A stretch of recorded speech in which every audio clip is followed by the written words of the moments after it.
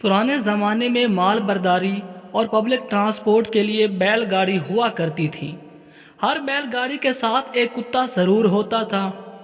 جب کہیں سنسان بیابان میں مالک کو رکنا پڑتا تو اس وقت وہ کتا سامان کی رکھوالی کیا کرتا۔ جس نے وہ بیل گاڑی چلتی دیکھی ہوگی تو اس کو ضرور یاد ہوگا کہ وہ کتا بیل گاڑی کے نیچے نیچے ہی چلا کرتا تھا۔ اس کی ایک خاص وجہ ہوتی تھی۔ جب مالک چھوٹا کتا رکھتا تھا تو سفر کے دوران اس کتے کو گاڑی کے ایکسل کے نیچے ساتھ باندھ دیا کرتا، تو پھر وہ بڑا ہو کر بھی اپنی اسی جگہ پر چلتا رہتا۔ ایک دن کتے نے سوچا کہ جب مالک گاڑی روکتا ہے تو سب سے پہلے بیل کو پانی پلاتا ہے اور چارہ ڈالتا ہے، پھر خود کھانے لگ جاتا ہے اور سب سے آخر میں مجھے کھلاتا ہے، حالانکہ گاڑی کا سارا سامان تو میں نے اپنے اوپر اٹھایا ہوتا ہے۔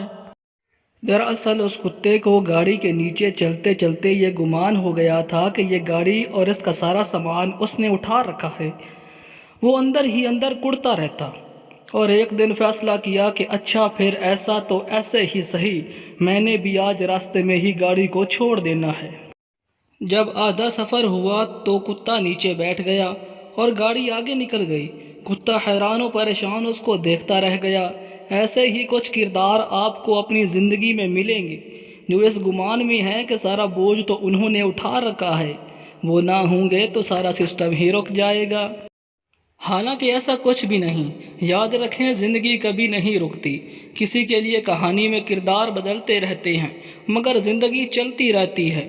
بس اپنی نیت صاف رکھیے اور محنت کرتے جائیں۔ محنت کا پھل اللہ خود دے گا اور یہ دنیا کبھی آپ سے خوش نہیں ہوگی۔